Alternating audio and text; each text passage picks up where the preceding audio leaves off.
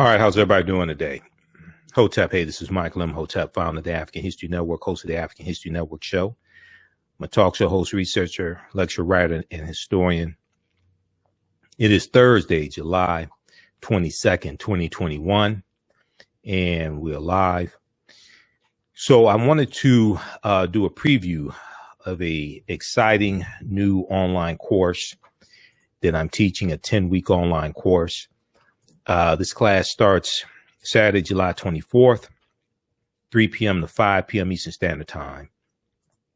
This is from the Civil War to Civil Rights and Black Power, 1865 to 1968.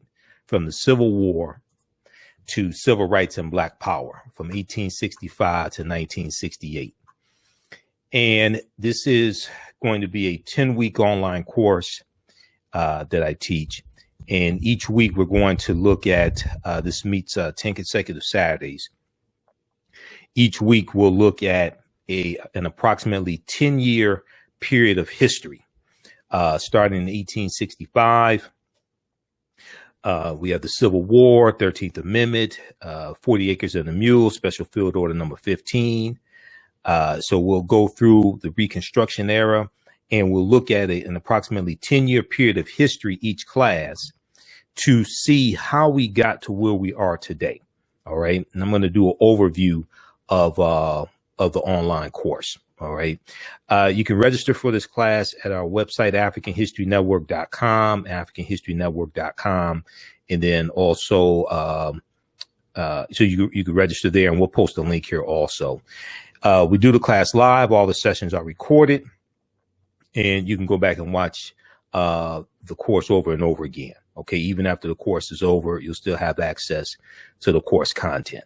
All right, and I do a PowerPoint presentation. We have book references, articles, video clips, etc. But to understand where we are today, how we got to this place, and what the next steps are, where do we go from here? We have to understand the history of how we got here. All right. And this is one of the reasons why this history is being attacked by Republican state legislatures. And you have the attack on the 1619 Project, attack on critical race theory, et cetera. All right. You have a lot of people who don't want us to understand this history. And this all ties into politics as well. Politics is the legal distribution of scarce wealth, power, and resources, and the writing of laws, statutes, ordinances, amendments, and treaties, their adoption, interpretation, and enforcement. Okay, so we have the information at our website, AfricanHistoryNetwork.com, AfricanHistoryNetwork.com, right on the homepage. When you scroll down, you'll see the information for my radio show, where it's 6 days a week. You'll see the information for the new online course. Click here, register here. It takes you to the next page, and click on enroll. As soon as you register, you can start watching bonus content, and you'll be ready for class on Saturday, 3 p.m. to 5 p.m. Click right here to enroll. All right. So I want to pull up the PowerPoint presentation here. Everybody share this broadcast on your social media platforms. Invite your friends to tune in as well. All right. So this is a preview of from the Civil War to the Civil Rights and Black Power, 1865 to 1968. Let's see here. Anytime I speak, I know I may say some things that are outside the circumference of some people's awareness. So I usually say something like this: the space inside this circle represents my realm of knowledge. Everything that I think I know about whatever I think I know is represented within the circumference of this circle. I must keep in mind that there are still things to know that exist outside the circumference of my own awareness. All right. And I got this from one of my teachers, Dr. Ray Hagins. So the reason why I say this is because oftentimes when people hear something that contradicts what they've been taught, what they believe, or what they think they know, they automatically reject it without doing any research to determine the validity of the new information that they're learning. And at the same time, they usually don't use that same level of scrutiny to analyze, critique, or reevaluate what it is they believe or what they think they know. So just because you know everything that you know about whatever, just because you know everything that you know about whatever you think you know does not mean you know everything there is to know about whatever you think you know. Okay, there's still things that exist outside the circumference of your own awareness. And when we study this history, what we're going to see is how these events are related. Historical events don't happen in a vacuum. They are the culmination of a sequence of historical events. So we'll start in 1865. Okay. And in the class, we're going to start basically January 1865. And we'll do a little recap to see how we got to the Civil War. Civil War starting April 12, 1861 with the attack on Fort Sumter in South Carolina. But we look at the Reconstruction era, and we'll go look in January 1865 with Special Field Order number 15 and 40 Acres and a Mule. But for a 14-year period, the U.S. government took steps to try and integrate the nation's newly freed African-American population into society. Between 1863 and 1877, the U.S. government undertook the task of integrating nearly 4 million formerly enslaved people into society after the Civil War bitterly divided the country over the issue of slavery. A white slave-holding South that had built its economy and culture on slave labor was now forced by its defeat in a war that claimed 620,000 lives to change its economic, political, and social relations with African Americans. Okay. So we're dealing with the Reconstruction era. And then we're also going to talk about the Compromise of 1877 that ended Reconstruction, which was an agreement between Republicans and Democrats to allow Rutherford B. Hayes to become the Republican candidate for president, to allow him to become president, Rutherford B. Hayes. And in exchange, he would remove the remaining Union troops out of the South, which were to a certain extent protecting the rights of African Americans. And this allowed the white supremacists, allowed the Democrats to take full control back of these southern states, these former Confederate states. This ends Reconstruction and ushers in the period of Jim Crow, the Jim Crow era. And then we're going to see that the Jim Crow law cemented with the 1896 Plessy versus Ferguson U.S. Supreme Court case. But this was Republicans and Democrats conspiring against African Americans. Now, historian Eric Foner, author of the book Reconstruction, America's Unfinished Revolution, 1863 to 1877, said, quote, the Civil War destroyed the institution of slavery, ensured the survival of the Union, and set in motion economic and political changes that laid the foundation for the modern nation. Now, during Reconstruction, the United States made its first attempt to build an egalitarian society on the ashes of slavery. So we'll look at 40 Acres and a Mule, Special Field Order number 15, issued January 16th, 1865. And this, contrary to popular belief, this did not apply to all former slaves. Okay. And this is before the Civil War ends, a few months before the Civil War ends. This did not apply to all former slaves. It did not apply to all the land in the South. This is applied to coastal land in South Carolina, Georgia, and Florida. Coastal land in South Carolina, Florida, and Georgia. Now, the phrase 40 acres and a mule evokes the federal government's failure to redistribute land after the Civil War and the economic hardship that African Americans suffered as a result. As northern armies moved through the South at the end of the Civil War, African Americans began cultivating land abandoned by whites. Rumors developed that land would be seized from Confederates and given or sold to freedmen. Okay, the former slaves, freedmen. Okay, you hear them referred to as freedmen or the black freedmen. You have the Freedmen's Bureau. You have the you refer to them as black freedmen's, the Freedmen's Bank, things like this. Okay, you have the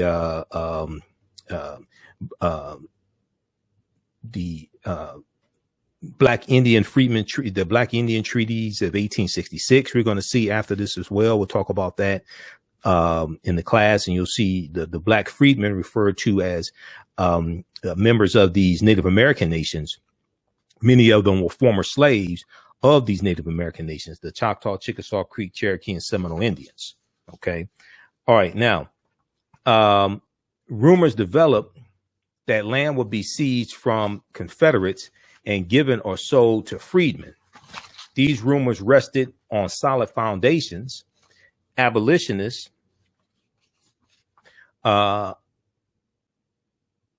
Sound Foundations, abolitionists had discussed land redistribution at the beginning of the Civil War. And in 1863, President Abraham Lincoln ordered 20,000 acres of land confiscated in South Carolina, sold to freedmen in 20-acre plots. Secretary of the Treasury, Salmon Chase, expanded the offering to 40 acres per family. Now, once again, this is not going to, it's going to end up being 400,000 acres of land, 400,000 acres of land that go to about 40,000 African-American families. Okay. It doesn't go to all the former slaves. It's about 3.9 million free enslaved African people. It doesn't go to all of them. And what's going to happen is majority of this land is going to be taken back by President Andrew Johnson, who succeeds Lincoln when Lincoln is assassinated, when he's shot April 14th, 1865 at the Ford Theater. Now, when we look at General William T. Sherman, who issued Special Field Order number 15, this Special Field Order redistributed roughly 400,000 confiscated acres of land in Low Country and South Carolina, in Low Country, Georgia, South Carolina, but also Florida. It's going to be Georgia, South Carolina, and Florida. Okay. And it's going to be Georgia, South Carolina, and Florida, and it's going to be coastal land. Now, when the Freedmen's Bureau was established in March of 1865, it was created partly to redistribute confiscated land from Southern whites. It gave legal title for 40-acre plots to African Americans and white Southern Unionists. All right.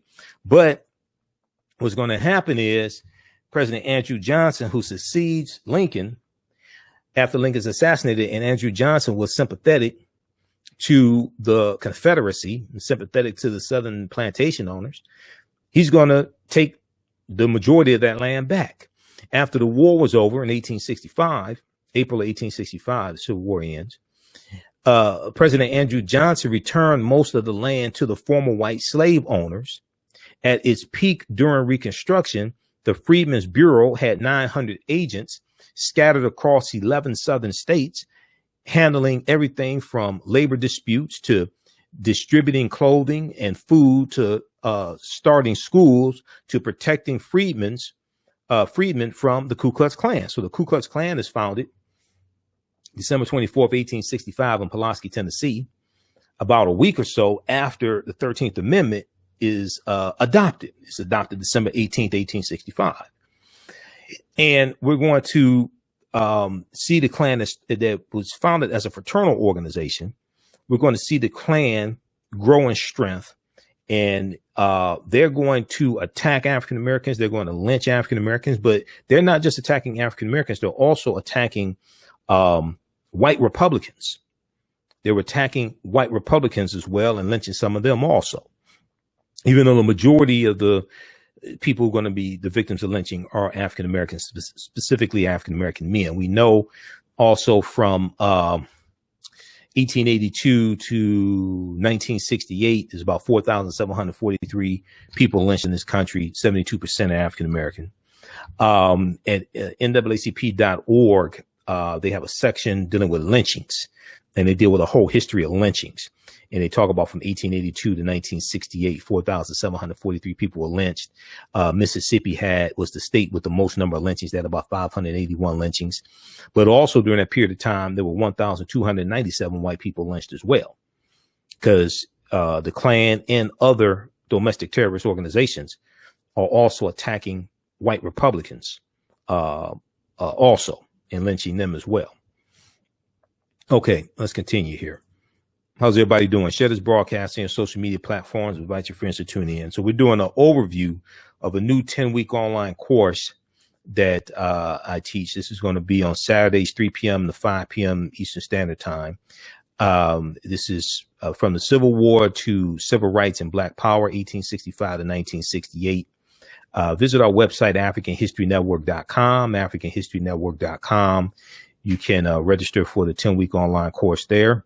Okay. Each class will break down an approximately 10-year period of time to get a better understanding of this history, starting in 1865, the year the Civil War ended and the 13th Amendment was ratified, to get a better understanding of this history, how all these historical events are connected, understanding politics and how laws and policies shape conditions, and understand how we got to where we are today so we know where to go from here.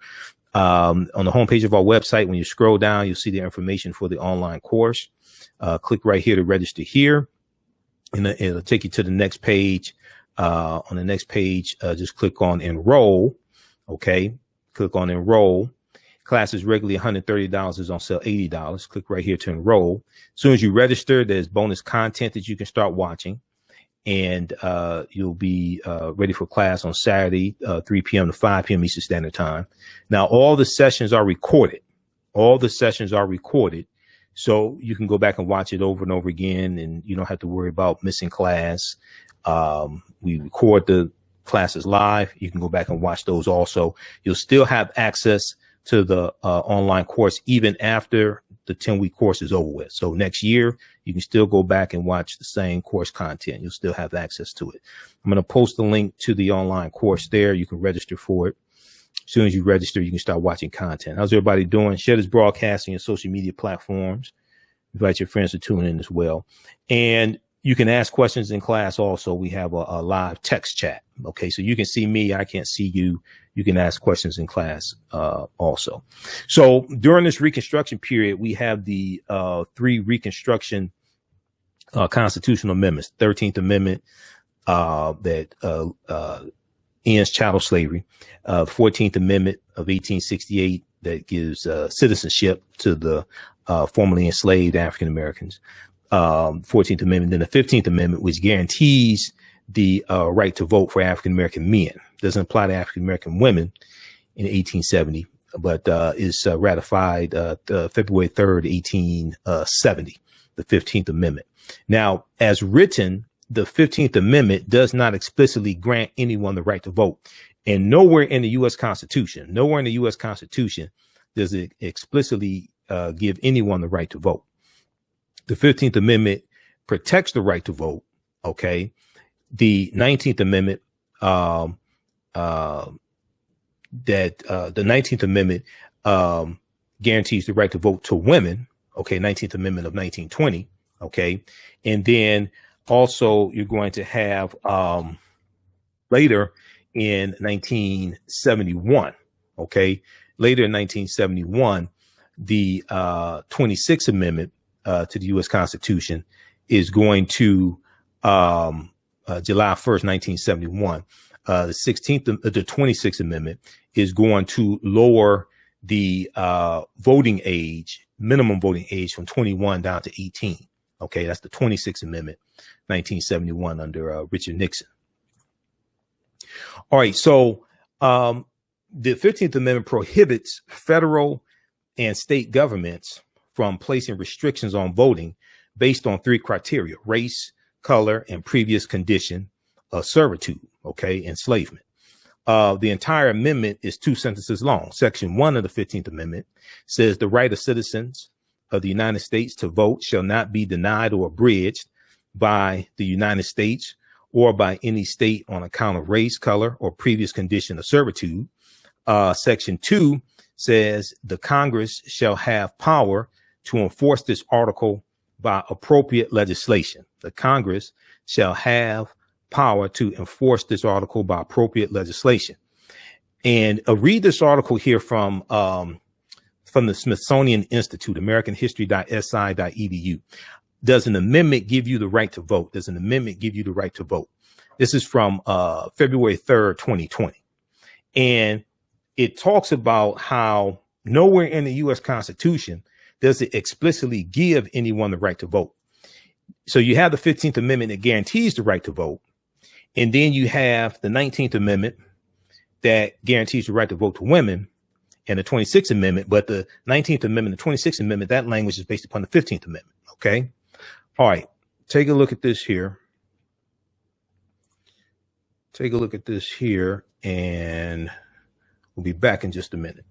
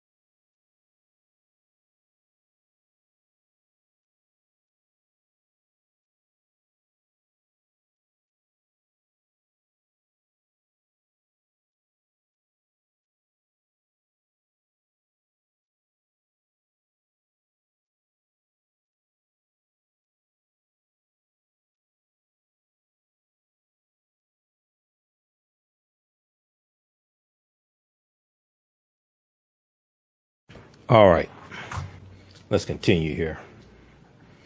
Okay, so we have the 15th Amendment of 1870 to the U.S. Constitution that guaranteed the right to vote. 15th Amendment of 1870 guaranteed that the right to vote could not be denied based on race, color, or previous condition of servitude.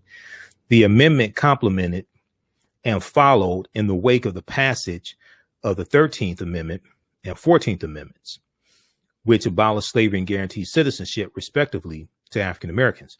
The passage of the 15th Amendment and its subsequent ratification, February 3rd, 1870, effectively enfranchised African American men while denying the right to vote to women of all colors.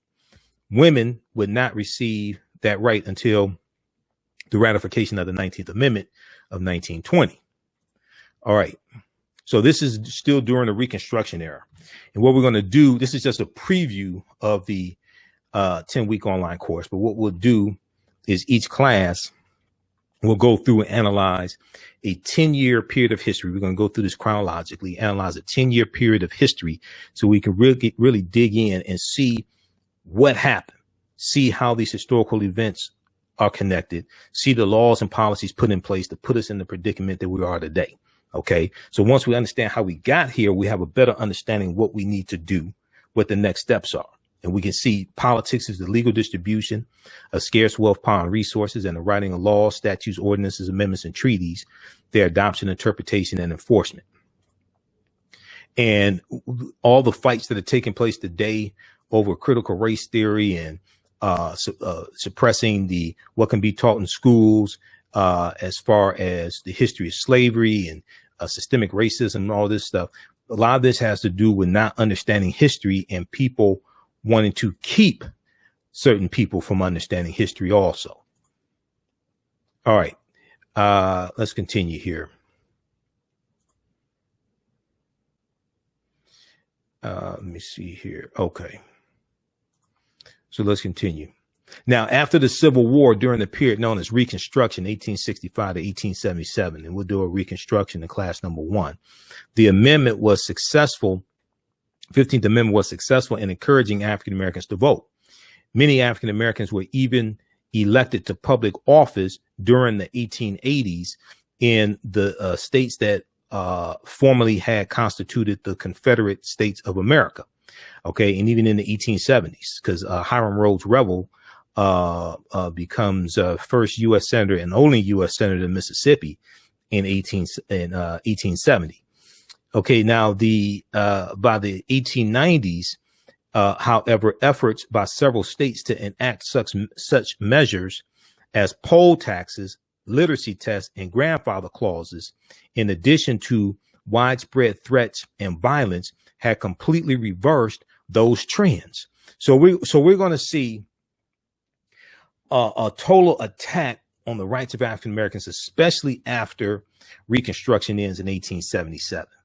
Okay, we're going to see these southern states work to just take back the advances and gains that we made. During Reconstruction, you're going to have about 2,000 African American men elected to public office. In South Carolina, in South Carolina during Reconstruction, the majority of the state legislature in South Carolina was African American men, the majority of them. Okay. And we know in Mississippi, the majority of the population in Mississippi during the Reconstruction era in the 1880 and early 1890s, the majority of the population in Mississippi were African Americans. This is a legacy of slavery. When we look at the Great Migration, okay, and we look at, even though the Great Migration starts in 1915, about 1915, if we look at 1910 and we look at 1900, 90% of African Americans lived in the South. 90% of African Americans lived in the South in 1900. It wasn't because we loved the heat. That's a legacy of slavery. You're talking about 1900. You're talking about 35 years after chattel slavery ends in the end of the Civil War. Okay, so by the 1890s, however, efforts by several states to enact such measures as poll taxes, literacy tests, and grandfather clauses, in addition to widespread threats and violence, had completely reversed those trends. By the beginning of the 20th century, nearly all African Americans in the states of the former Confederacy were again disenfranchised. So if we look at this here, we look at the Mississippi State Constitution of 1890, Mississippi State Constitution of 1890, in the Mississippi State Convention. There's an article, if you watch my show, you've seen me refer to this article before. There's an article from Washington Post called The Mississippi Plan to Keep Blacks from Voting in 1890. We came here to exclude the Negro.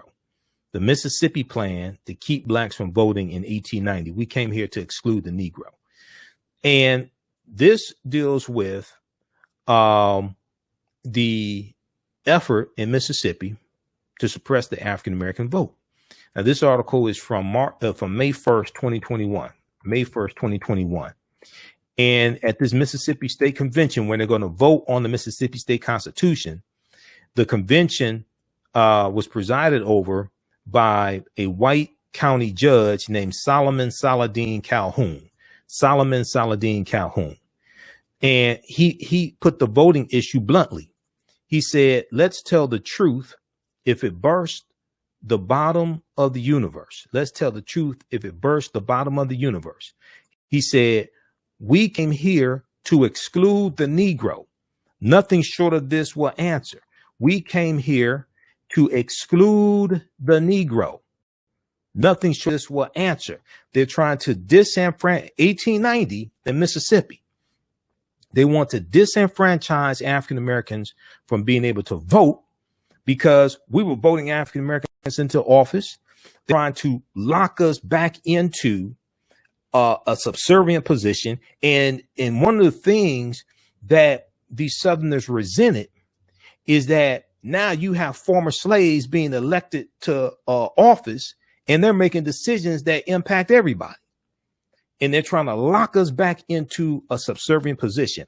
It's also going to be during this period of time that you're going to see the majority of the Confederate monuments built as well.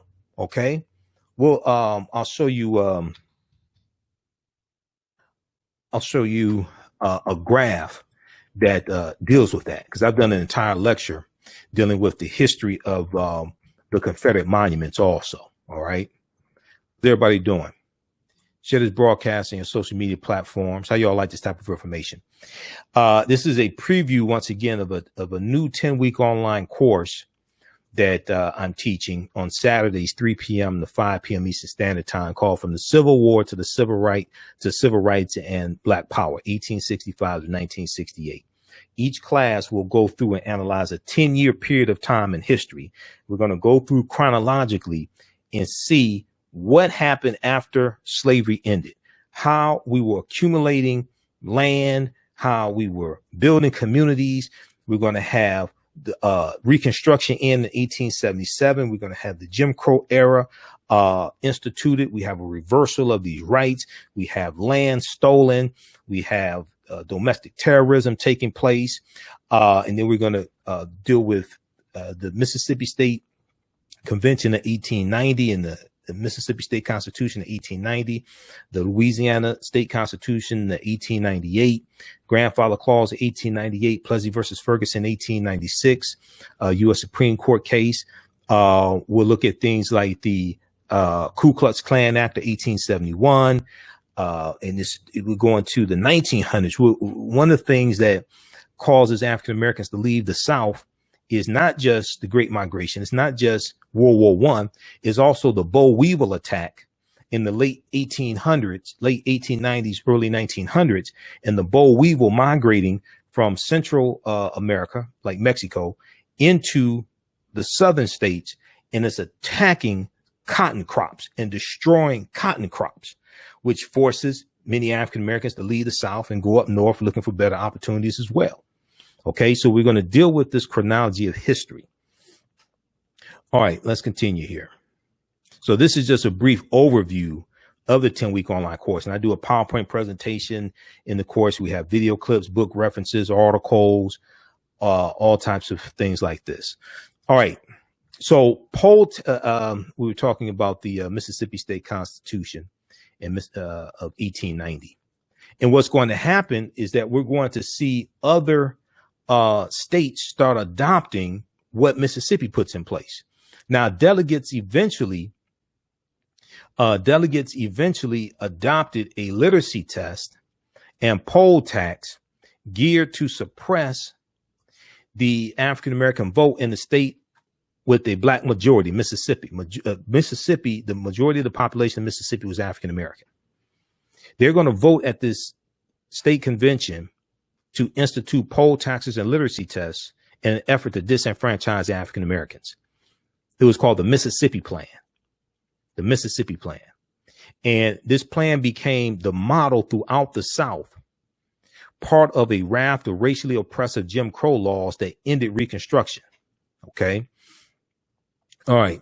Now you have Texas. Okay.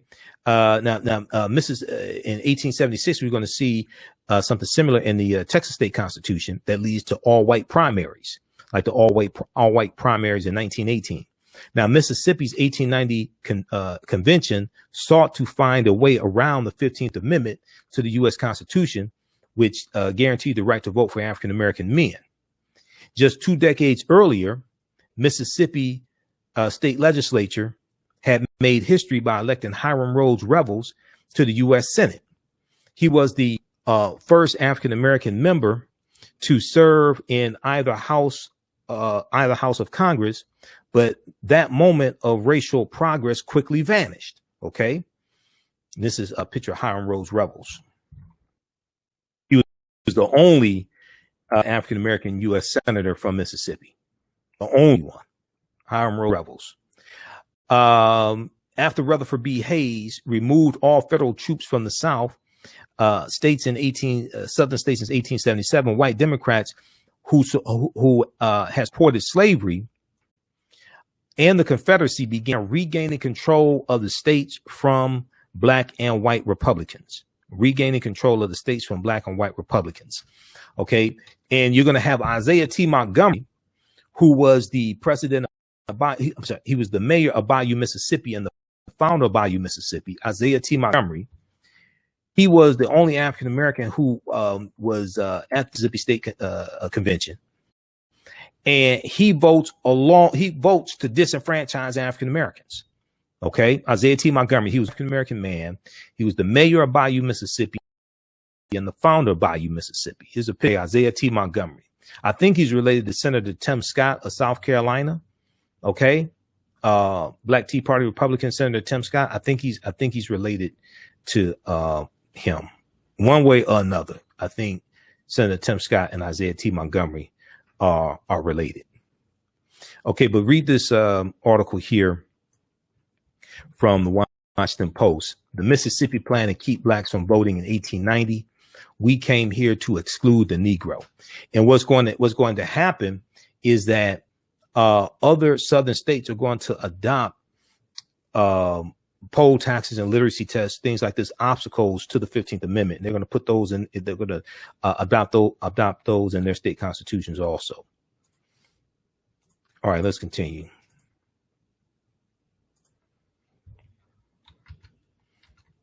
So poll taxes in federal elections were abolished by the 24th Amendment of 1964, the 24th Amendment to the U.S. Constitution of 1964.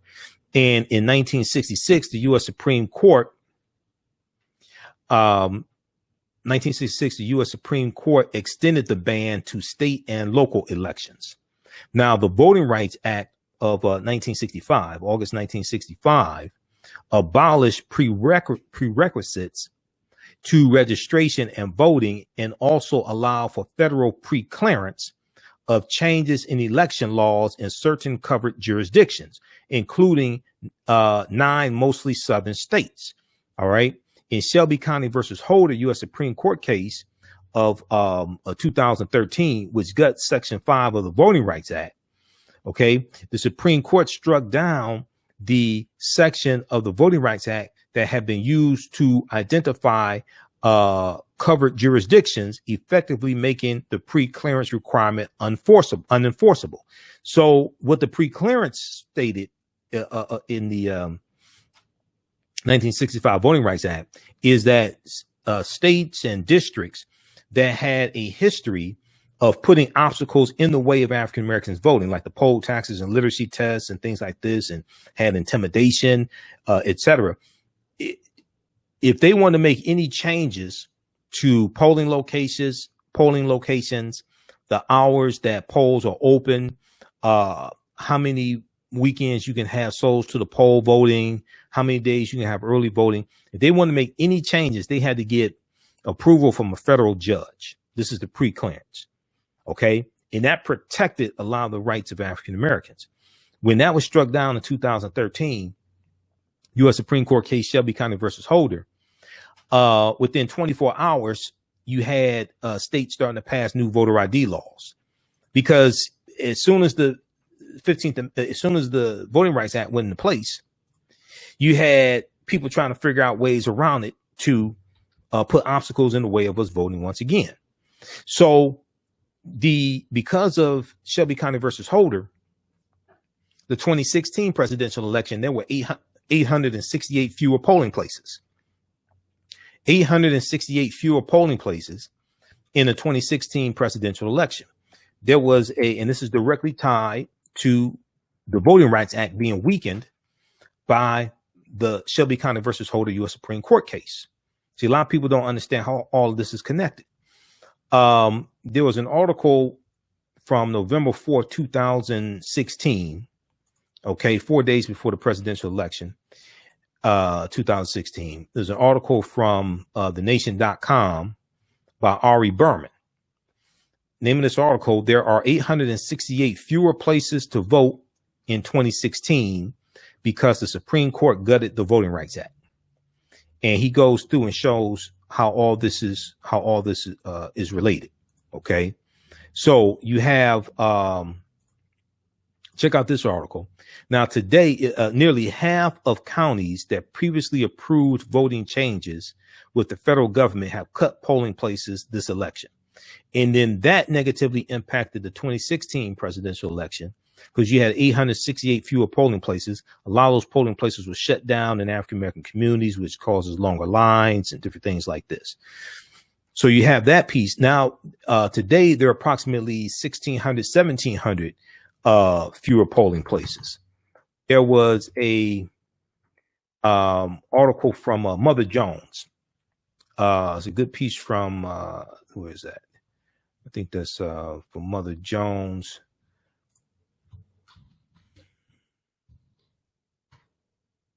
About 1,600 fewer polling places, probably now 1,700.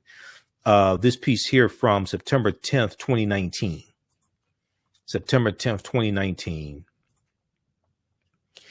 More than 1,600 polling places have closed since the Supreme Court gutted the Voting Rights Act of 1965. Now, so we're seeing a direct correlation between 1965, which is part of the civil rights movement, and one of the crowning achievements of the civil rights movement, the Voting Rights Act of 1965, and then the attack on it by Republicans with the Supreme Court case of Shelby County versus Holder, 2013, which was a direct backlash also to President Barack Obama being reelected in 2012.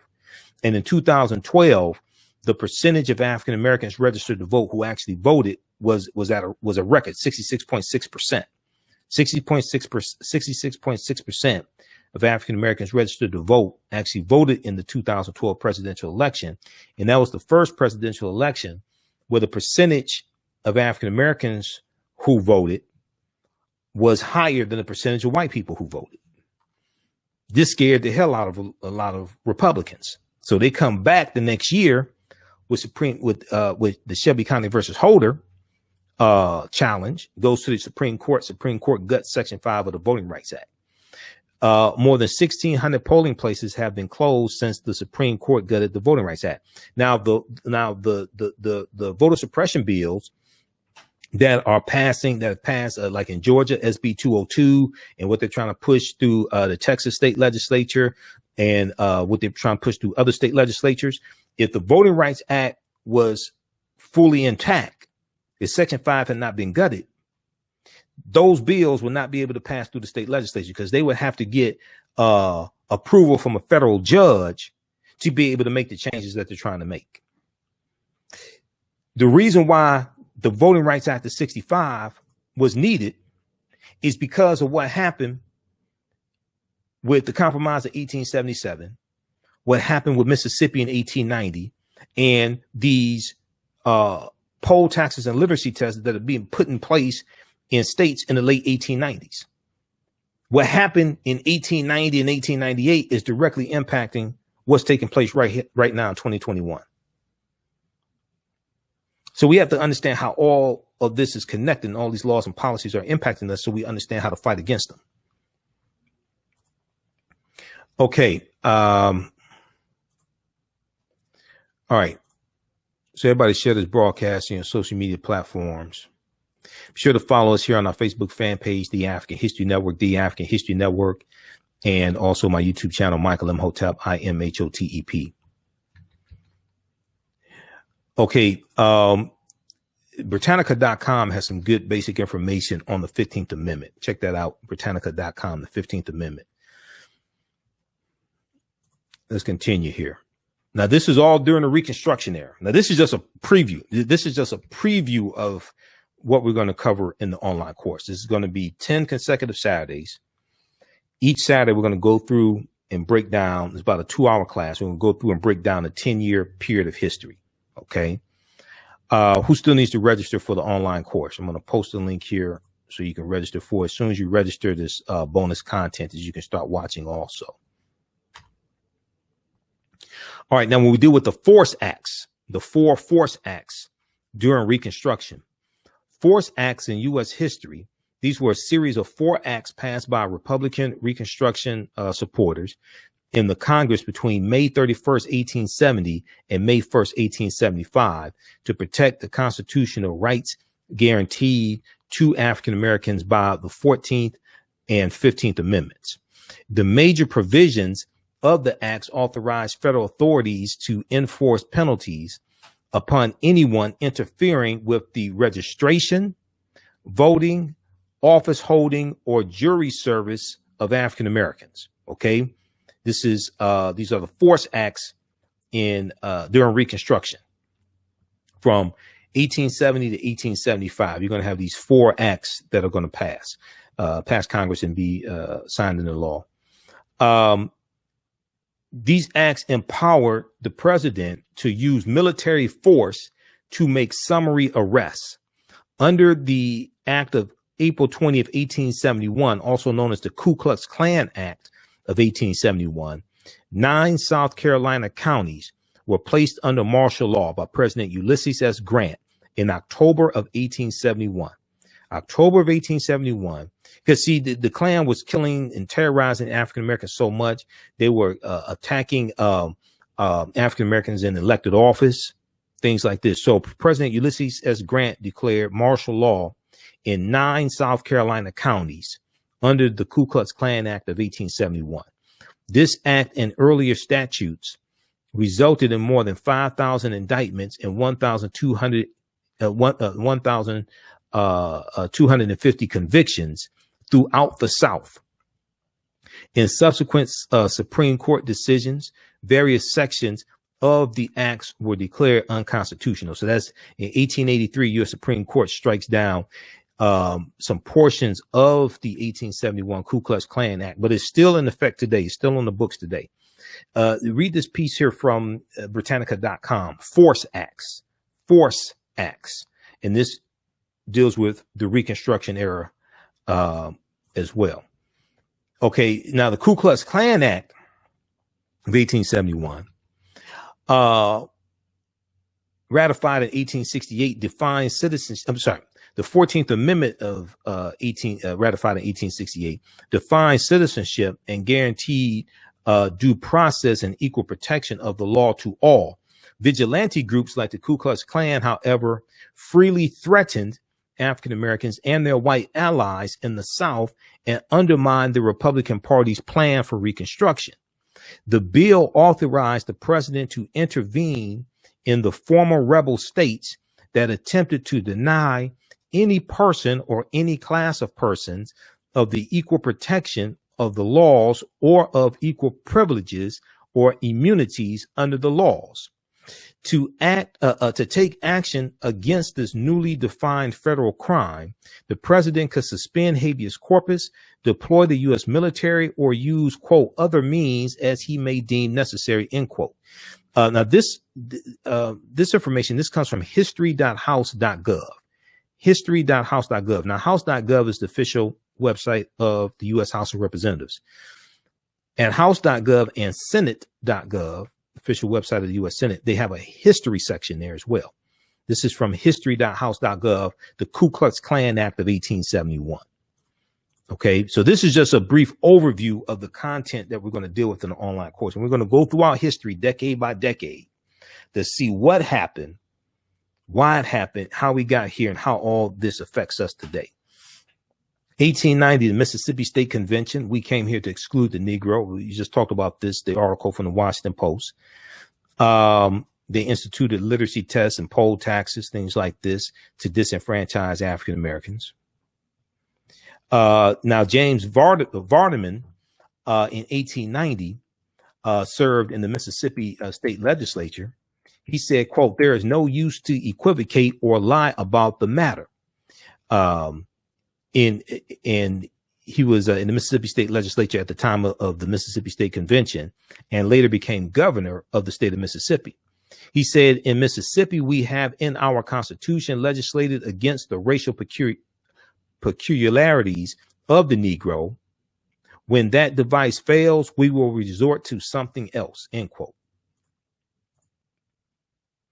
Now, the impact of the legislation was swift, of the Mississippi State Constitution of 1890. The impact of the legislation was swift. By 1910, registered voters among African Americans dropped to 15% in Virginia and under 2% in both Alabama and Mississippi, according to historian Donald J. Nyman in his book, Promises to Keep African Americans and the Constitutional Order, 1776 to the Present.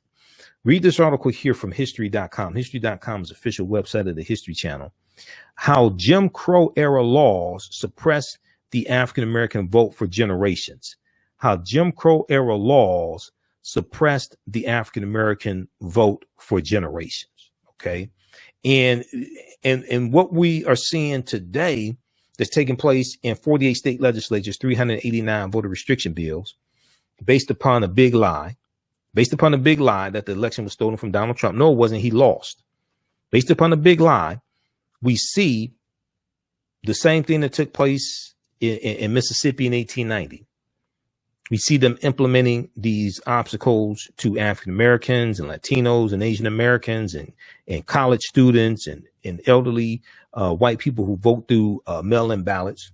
We see them putting these obstacles in place to maintain power so Republicans can win more elections with a declining population.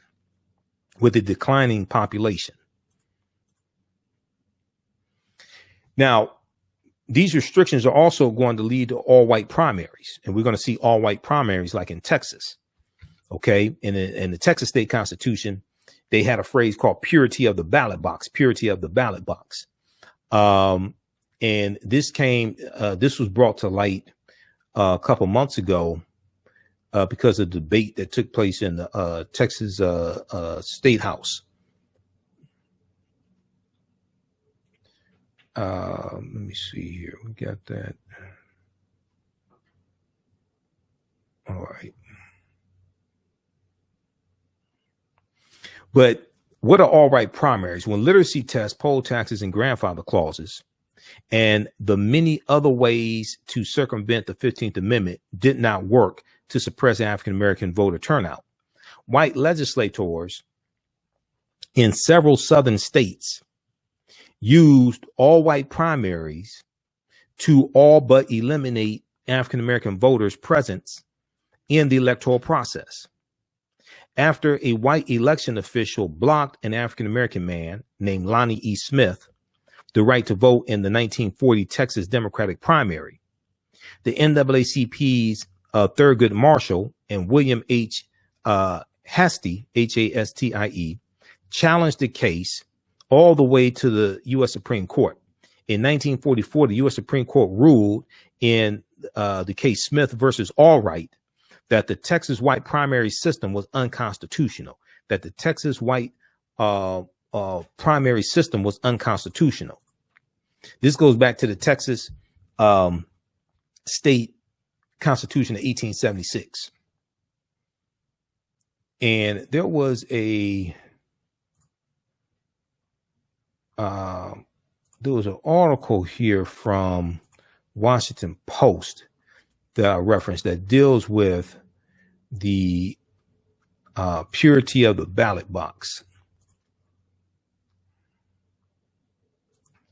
I'm trying to find that article here from the Washington Post. We'll try to pull that up so you can see that. Because all of this history is connected. And when we study this, we get to see how historical events don't happen in a vacuum. They are the culmination of a sequence of historical events that lead to larger events taking place. You know, I've been talking about how Haiti, Jamaica, and Cuba are all in the news. And these are all countries. These are all islands that Christopher Columbus conquered in 1492 and 1494 on behalf of the Spanish crown. We're still feeling the effects of that Spanish conquest, and then later the British taking over Jamaica and the French taking over Haiti, Saint Dominique, Haiti, which is the western portion of the island that Hispaniola was on. Saint Dominique becoming Haiti. We're still feeling the effects of what happened a little over 500 years ago. Let me pull up this article here in the Washington Post.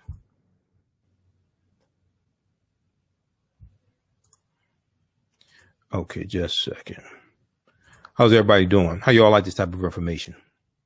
Now, if you've taken my other online course, the other 10-week online course that I teach, Ancient Kemet, the Moors, and the Ma'afa, Understanding the Transatlantic Slave Trade, what they didn't teach you in school, this new class picks up where the old one leaves off, okay, in general. Read this article here from the Washington Post. A Texas bill drew ire for saying it would preserve purity of the ballot box, okay, for saying it would preserve purity of the ballot box.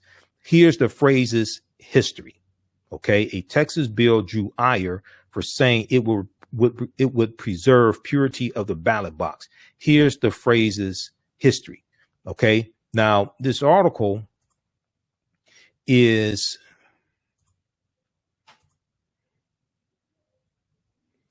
let's see here. This article is from May 9th, 2021. So this article is not from, 1921. This is from May 9th, 2021. This is how, and the debate took place in the Texas State House. Okay. This is how recent this stuff is. And we're still feeling the effects of what took place 1876. And when you study the history of Texas, and Texas comes into the Union in 1845 as a slaveholding state, and after winning its independence from Mexico in 1836. And then 1846, the following year, after 1845, 1846, you have the Mexican-American War of 1846 to 1848. And then the U.S. is going to get Colorado, Arizona, New Mexico, California, Utah, and Nevada because of the Treaty of Guadalupe Hidalgo of 1848, which ends the Mexican-American War. The U.S. is going to get all that land for about $15 million. Mexico loses 1/3 of their land because of that treaty. But the U.S. wants to basically take over the entire North American continent. So you're going to see this land expansion. This is after the Louisiana Purchase of 1803, which doubles the territory of the U.S. And they bought the land from France for $15 million. They bought the land from France, but France stole the land from Native Americans and Africans who were here. France had no authority to sell that land. France sold 828,000 square miles of land for less than 3 cents an acre. France had no authority to sell that land. They stole the land. So you have one thief buying the land from another thief.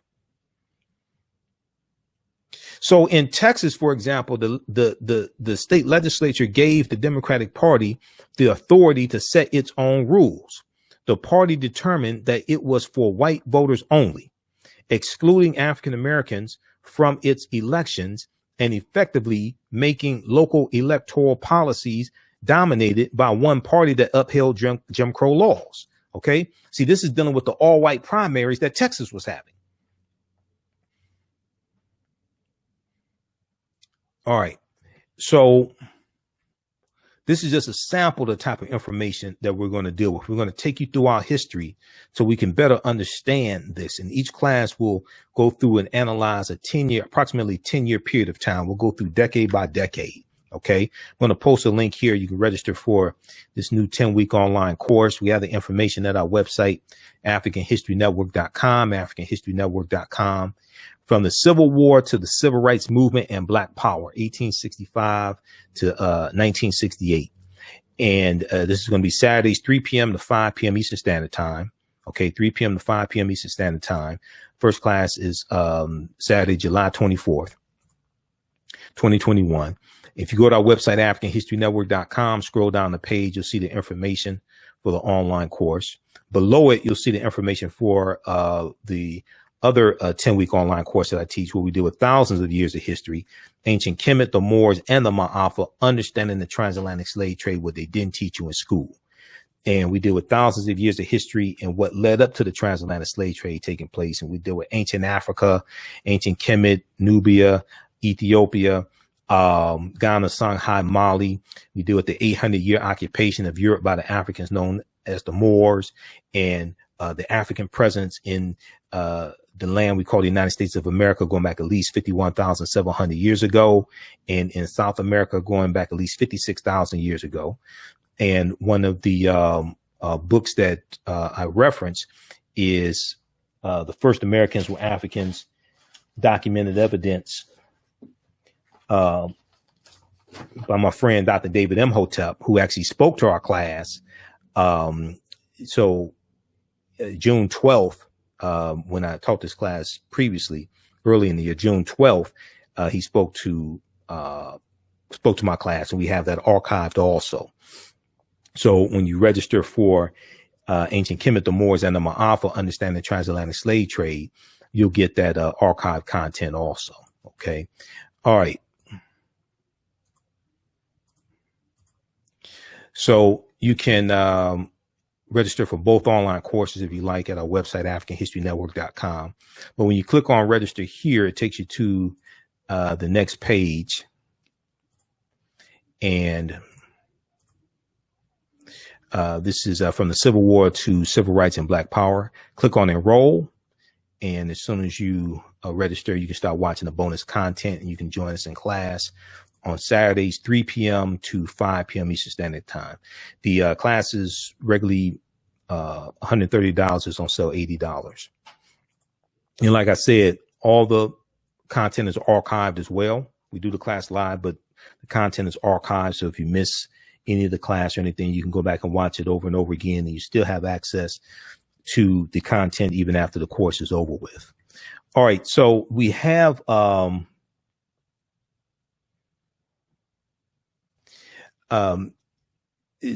this in Texas here, and we're going to see similar things in other former Confederate states. Now, when we look at the Great Migration, we'll talk about World War I, 1914 to 1918. We'll deal with Henry Ford, 1908 in Highland Park, Michigan. But the Great Migration is going to change this country. Great Migration is going to change this country. Directly related to slavery and Jim Crow and the domestic terrorism that's taking place, but also the boll weevil attack of the late 1890s and the early 1900s on cotton crops. But the Great Migration was the relocation of more than 6 million African Americans from the rural South to the cities of the North, Midwest, and West from about 1916 to 1970, 1915, 1916 to 1970. Okay, the Great Migration. And the Great Migration is going to change the history of this country also. Now, at this time, about 90% of African Americans lived in the South. Okay, it's important to know that, once again, as a legacy of slavery. Now, I want to, before I forget, I want to look at this piece here from, I want to look at this piece dealing with the lynchings, okay? And this deals with the Confederate Monuments, I should say, the Confederate Monuments, the real story behind the Confederate Monuments. So you have these debates taking place over Confederate monuments. Should they stay? They're part of our heritage, things like this, where they're honoring traitors to the Union, number one. We just saw the statues of General Robert E. Lee and Thomas Stonewall Jackson removed from Charlottesville, Virginia, from the park there in Charlottesville, Virginia, where the Unite the Right rally took place in August 2017. And what a lot of people don't know is that these Confederate monuments were not built right after slavery ended. They're built during two main periods of time in history. Okay. And this chart here, the real story behind all those Confederate monuments from motherjones.com, this chart here lays out this history and what happened. So you have two main periods of time that these Confederate monuments are built. Basically about 1895 to about 1915. And then from about 1954, 1955 to 1970. So you're looking at the civil rights movement. So you're looking at Jim Crow era. Okay. And if we look at this chart here, this graph, from about 1885, they show about 1885 to about 1895, right in that period of time. Blacks lose vote, Jim Crow laws enacted. Okay. This is during that period of time that we're talking about after Reconstruction. Then we look at 1900 to 1915. Lynchings, lost cause myth, KKK monument building. And I said lost cause myth, KKK monument building. So we're going to see that from 1900 to 1915, we're going to see this lost cause myth being pushed, that the Civil War, that the Confederacy fought the Civil War for states' rights, wasn't about slavery, things like this whole lost cause myth. We're going to see a rise in the Ku Klux Klan in 1915. And it's going to continue in the 1920s. Rise in the Ku Klux Klan because of the movie The Birth of a Nation. Okay. That rejuvenates the Ku Klux Klan, comes out in 1915. And then during the Civil Rights era, about 1955 or so to 1970, that's going to be the second largest period of time that Confederate monuments are being built, and they're being built in opposition to the civil rights movement. All right. So these Confederate monuments and statues, most of this wasn't built right after the Civil War ended, anything like this. They were built to terrorize African Americans and to lock us into a low position in society and remind us of the low position in society that we are supposed to have, that white supremacists think we are supposed to have. This graph illustrates something that even a lot of liberals don't always get. Most of the monuments were erected right after. Most of the monuments were not erected right after the Civil War. In fact, all the way to 1890, there were very few statues or monuments dedicated to Confederate leaders. Most of them were built much later. And okay, so then they go through and they have a little brief timeline of history as well. Civil War, Reconstruction, Reconstruction era ends, lynching skyrocket, 1875 and 1895. African Americans are steadily disenfranchised. All Southern whites to enact Jim Crow laws. In 1896, Jim Crow is cemented into place when the Supreme Court rules it constitutional. That's Plessy versus Ferguson. 1895 to 1915. With African Americans disenfranchised and Jim Crow laws safely in place, Southern whites continue their campaign of terror against African Americans. This era features continued lynchings, the growing popularity of lost cause revisionist histories, a resurgence of white supremacy organizations like the Klan, because the Klan had largely died out by 1915.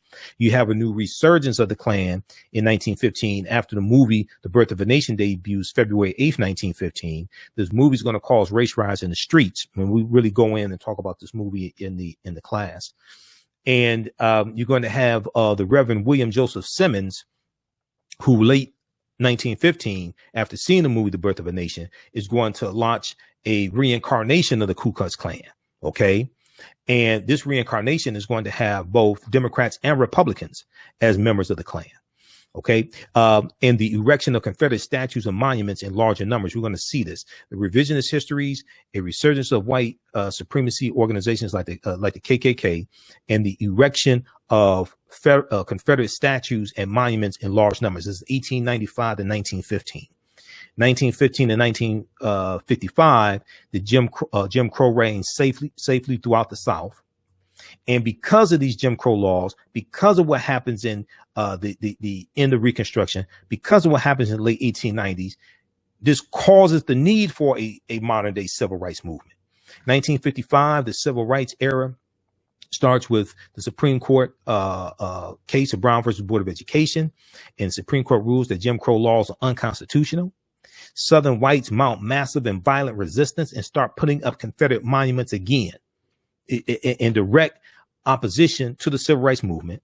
They're also going to use the Confederate battle flag of Northern Virginia under General Robert E. Lee's army, that most people think is the Confederate flag. They're going to use that as a symbol of opposition to the civil rights movement as well.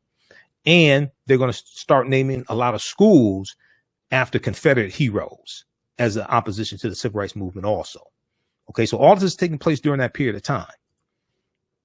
And a lot of those monuments are still up today. A lot of those schools are still named after Confederate traitors.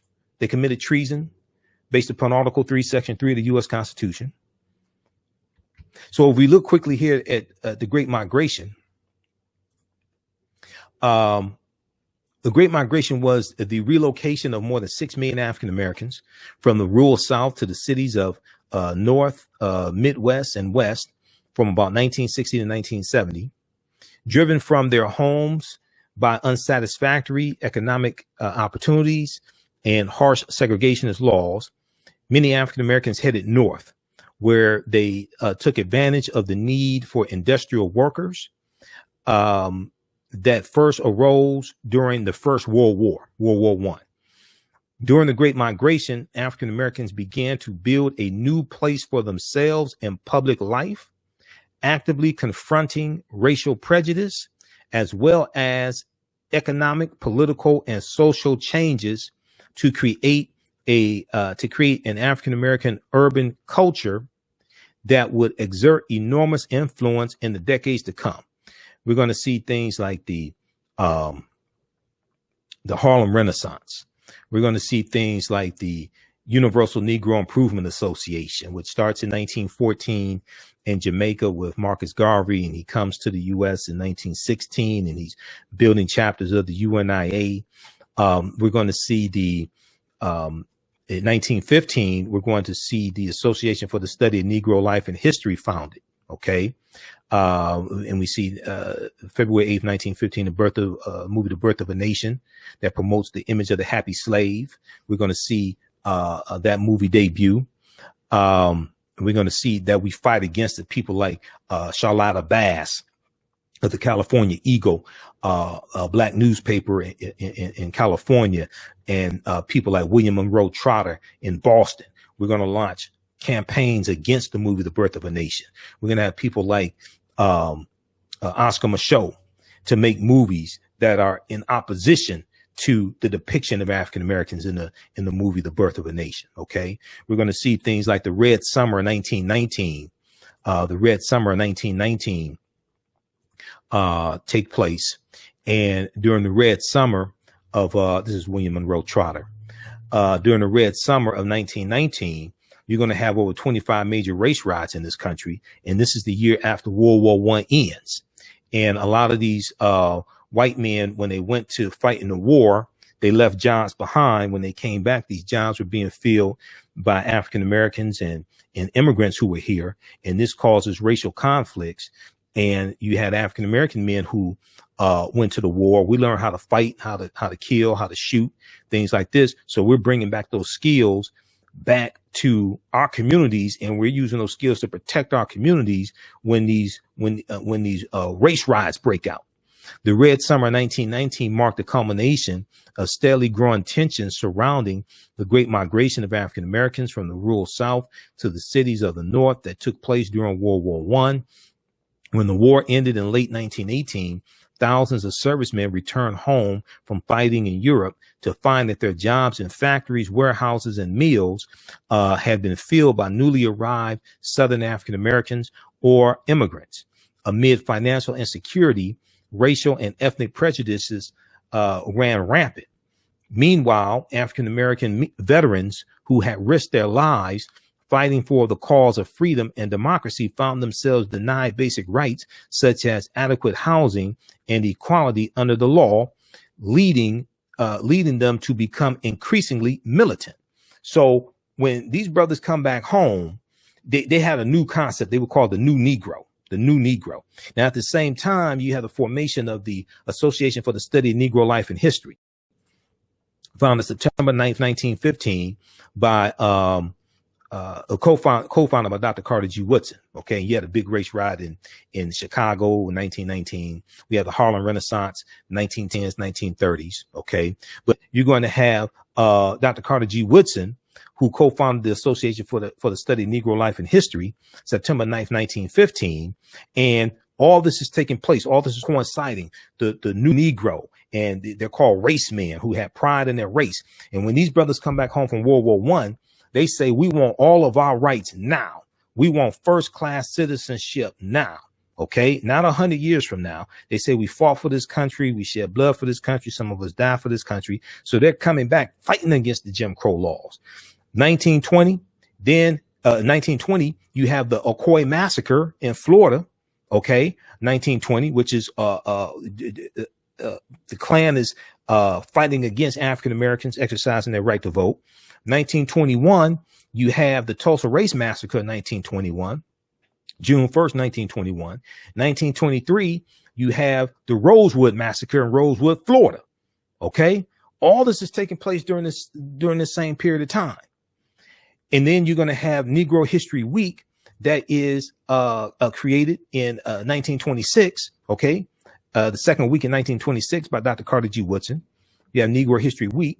And he's creating the Associated Publishers, Inc. publishing company to publish books by African-American scholars and publish textbooks for our schools, things like this. All right. All this is happening. All right. Then we go into also in the 1920s, you have the rise of the Ku Klux Klan, and the Klan is going to become very powerful once again. 1929, we have the stock market crash, October 1929, which cast the country into the Great Depression. And then we go into we're going to go into Herbert Hoover, who runs for president in 32. We go into World War I, 1941 and 1945. Baby boomer generation, and then all these bills, the New Deal, that the New Deal bills, the Minimum Wage Act of 35, Social Security Act of 35, GI Bill of 44, 45. All these policies are going to be put in place. And a lot of these policies, African Americans are going to be locked out of various ways. Then after World War II ends, then we're going to see the deindustrialization of the inner cities and the suburbs being built. And the Federal Housing Act of 1949 that allows white people to put 3% down on low interest loans and get houses built in the newly formed suburbs, and the redlining system that was enacted by the federal government. And redlining is being used to discriminate against us from buying homes in these newly formed suburbs, and oftentimes from buying homes in the inner city as well, and buying property in the inner city.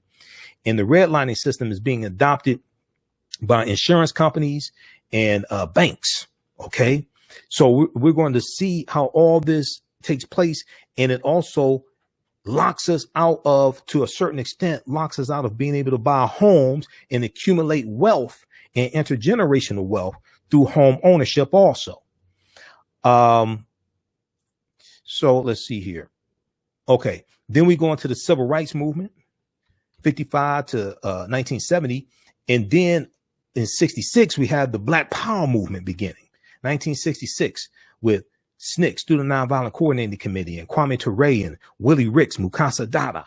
Okay. And the March Against Fear, June 26, 1966 in Mississippi. And then the Black Panther Party for Self-Defense, founded in October 1966, Huey P. Newton and Bobby Seale. So we're going to, each class, we're going to analyze approximately a 10-year period of time to get deep into this history and understand what happened and how we got here. We deal with, Malcolm X and Dr. King and then Malcolm leaving the Nation of Islam March 8th, 1964, and meeting Dr. King March 26, 1964, and Malcolm in his Hajj to Mecca, and then Malcolm forming the Organization of Afro-American Unity and his By Any Means Necessary speech, June 28th, 1964 also. So this is going to be a very, very important class. This is going to be, you're going to learn a ton of information in this class. Hopefully you learn something here from this preview, but you're going to learn a ton of information in this class. You can use this with your children also. All right. I would say the content is PG-13. You can use this with your children as well. And we're going to see how laws and policies shape conditions and how movements take place as a response to laws and policies, and how all of this is connected. Politics is the legal distribution of scarce wealth, power, and resources, and the writing of laws, statutes, ordinances, amendments, and treaties, their adoption, interpretation, and enforcement. And racism is a system of advantage and privilege distributed based upon race, coming out of the ideology of European white supremacy. So once again, visit our website, AfricanHistoryNetwork.com. You scroll down the page, right on the homepage, we have the information. You can register for this 10-week online course. It's going to be Saturdays, 3 p.m. to 5 p.m. Eastern Standard Time, from the Civil War to the Civil Rights Movement and Black Power, 1865 to 1968. Click right here on register here. It takes you to the next page. And then on the next page, click on enroll. And as soon as you enroll, you can start. We have archived content that you can start watching. We have classes 1, 2, and 3 of the first 10-week online course that I teach, called Ancient Kemet, the Moors, and the Ma'afa, Understanding the Transatlantic Slave Trade, what they didn't teach you in school. In that class, we deal with thousands of years of history and what led up to the transatlantic slave trade taking place. So we have classes 1, 2, and 3 archived there as a bonus for you also. You'll also get the 2.5-hour lecture that I did June 16, 2021, dealing with the real history of Juneteenth. Okay, you're going to get that as a bonus with this new online course. Also, it'll be in digital download format. Okay, and then there was a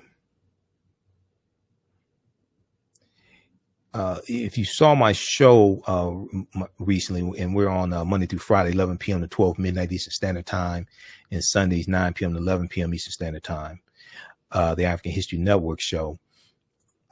You may have seen a article that I dealt with, that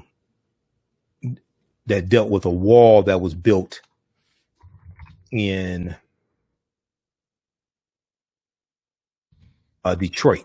Okay, it dealt with a wall that was built in Detroit, and this wall separated black from white. Okay, this wall separated black from white in Detroit, and it also segregated opportunity. Okay, it also segregated opportunity in Detroit as well. And kind of pull it. Okay, yeah, built to keep black from white.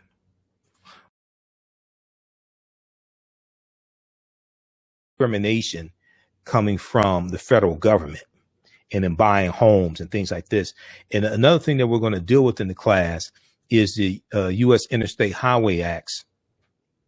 The U.S. Interstate, another thing we'll deal with in the class are the U.S. Interstate Highway Acts in 1952 and 1956 that drove 41,000 miles of U.S. interstate highways all across the country, and it's going to run through. About 1,600 African American communities. Okay. And it's also going to run through Greenwood, the Greenwood district in Tulsa, Oklahoma in 1970. Interstate 244 and US Highway 75. They're going to run through and wipe out some of the remaining African American owned businesses, and land's going to be taken by eminent domain. And we're going to see this happen all throughout the country. It happened in Detroit. I-375 runs through Black Bottom, which was a residential district, and Paradise Valley, which was an entertainment district, business district. It's going to wipe out a lot of homes and businesses. But check out this piece here. This is about a 14-page article, July 19th, 2021, from NBC News in conjunction with Bridge Detroit. It's fantastic reporting here. And one of the things it shows is how these laws and policies were put in place, and a lot of these policies coming from the federal government, negatively impacting African Americans. Okay. All right. So follow us on our Facebook fan page, The African History Network, The African History Network, and on our YouTube channel, Michael Imhotep, IMHOTEP. Turn on live notifications so you know when we go live. If you like this broadcast, just give us a thumbs up. Click on the thumbs up button also. Register for the online course. We posted the link here. And you can also visit our website, AfricanHistoryNetwork.com. And all of my DVD lectures and digital downloads are at our website, AfricanHistoryNetwork.com. You can register for the other online course as well, Ancient Kemet, the Moors, and the Ma'afa, Understanding the Transatlantic Slave Trade, what they didn't teach you in school. Okay, look, we have to get out of here. We'll see you in class on Saturdays, 3 p.m. to 5 p.m. Eastern Standard Time. Remember, right now it's correct wrong behavior. It's not over till we win. Wakanda forever. And we'll talk to you next time. Peace.